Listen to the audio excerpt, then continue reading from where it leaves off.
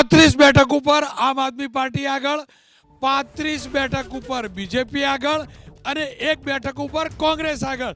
એનો મતલબ બીજેપીને ફરી એકવાર બેકફૂટ ઉપર આવવું પડતું હોય તેવું જણાઈ રહ્યું છે. 35 બેઠક ઉપર બીજેપી આગળ છે બહુમતી કરતા, 1 બેઠક પાછળ છે, પણ આમ આદમી પાર્ટી બહુમતી માટે જરૂરી બેઠકો કરતા માત્ર 2 બેઠક દૂર છે. મોટો ઉલટફેર વલણોમાં આવી રહ્યો છે.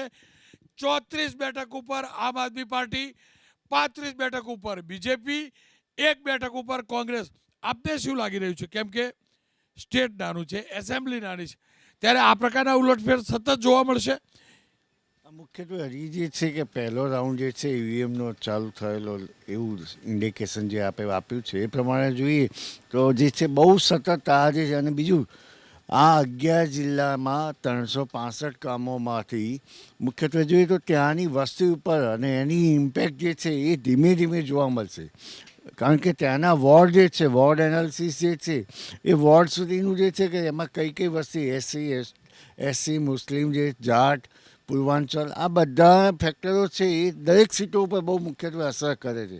એટલે કે 35 સીટો જે છે, 35 થી 36 સીટો જે એસસી અને મુસ્લિમવાળી અને બીજી 25 સીટો પૂર્વાંચલવાળી, આ તમામમાં બહુ ઉલટફેર હું તો બહુ સ્પષ્ટપણે માગું છું કે છેલ્લા 10 રાઉન્ડ જે બાકી રહે ત્યાં સુધી આપણે બહુ સ્પષ્ટપણે બહુ ઉપર નીચે જોવા મળશે. અને આ જે છે 35 જે અત્યારે બતાવે પહેલી વાર આપ આગળ નીકળ્યું છે. જી હા, 36 બેઠક ઉપર આમ આદમી પાર્ટી આગળ છે. એટલે કે બહુમતી માટે જરૂરી બેઠક પર આમ આદમી પાર્ટી આગળ છે. એબીપી નેટવર્કને જે આંકડા મળ્યા છે, જે આંકડા આ મિનિટે મળ્યા છે તે પ્રકારે 36 બેઠક ઉપર પહેલી વાર આમ આદમી પાર્ટી બહુમત સુધી પહોંચી છે.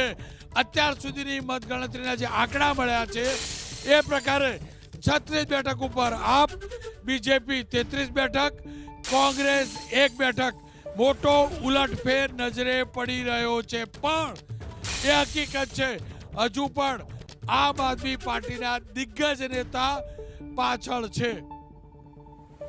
હજુ પણ જે પ્રોબ્લેમ છે આપણે જોઈએ છે કે જે રુઝાન આવી રહ્યા છે વારંવાર એમાં પરિવર્તન આવી રહ્યું છે. ક્યારેક આ વખતે પહેલીવાર એવું દેખાડે છે કે આપ આગળ છે અને એ સત્તાની નજીક આવી રહ્યું એવું બતાવે છે. પરંતુ હજુ પણ ભારતીય જનતા પાર્ટીનો જે છે એ લોકોના જે દિગ્ગજ નેતાઓ પાછળ છે અને રુઝાન જે બાકી છે એમાં ચોક્કસપણે ભારતીય જનતા પાર્ટીને ફાયદો થવા જઈ રહ્યો છે. જોઈએ હવે જે રુઝાન છે એમાં પહેલીવાર આપને સંતોષજનક જે રુઝાન બતાડ્યા છે એટલે આપ માટે એક સેટિસ્ફેક્ટરી ફેક્ટર કહી શકાય. અને એ પણ પોતે સત્તાના દાવેદાર હોય એવી જાતનું અત્યારનો રુઝાન કહી રહ્યું છે. આપનું જબરજસ્ત કમબેક છે જો ટ્રેન્ડ જે આવ્યા છે એ પ્રકારે.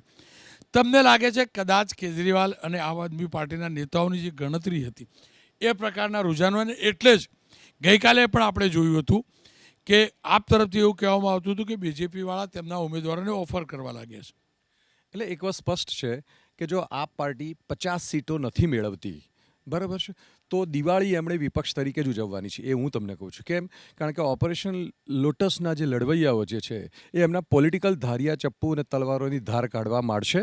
અને કારણ કે એ 35 સીટો આવેલી હોય, 37 કે 40 સીટો આવે તો 40 જણાને એ મિનિસ્ટર નથી બનાવી શકતા. અને આપે ભૂલવું ના જોઈએ કે એમનો જે બેઝિક કોર જે એમની જે નેતૃત્વ છે ને, એમને જેટલા પણ લીડર્સ છે એ કાં તો ભારતીય જનતા પાર્ટીથી અસંતુષ્ટ છે અને આવેલા છે, અથવા તો કોંગ્રેસથી અસંતુષ્ટ છે અને આવેલા છે. એટલે એ લોકો પાછા જાય અથવા તો ભારતીય જનતા પાર્ટીમાં જતા રહે બહુ સ્વાભાવિક છે અને એ થવું જઈ રહ્યું છે. ફરી એકવાર ટેલી બદલાઈ છે અને હવે થોડોક પેચ ફસાયો છે. આ સેકન્ડે જે આંકડો છે એ પ્રકારે આપ 35, બીજેપી 34, કોંગ્રેસ 1, એટલે કે કોઈને બહુમત નથી. જો આ જ પ્રકારે એવું માની લઈએ આપણે, કોંગ્રેસની 1-2 બેઠક આવે અને જરૂરી લાગે આપની સરકાર બનતી હોય તો કોંગ્રેસનું વલણ શું હોય? અત્યારે કહેવું બહુ મુશ્કેલ છે કે આ પરિસ્થિતિ ઉપસ્થિત થશે કે કેમ, એક વાત છે. પરંતુ જ્યારે સત્તા બનાવવાની વાત આવે ત્યારે જે સેક્યુલર પાર્ટી સાથે કોંગ્રેસ હંમેશા રહી છે અને એ પરિસ્થિતિ થઈ શકે.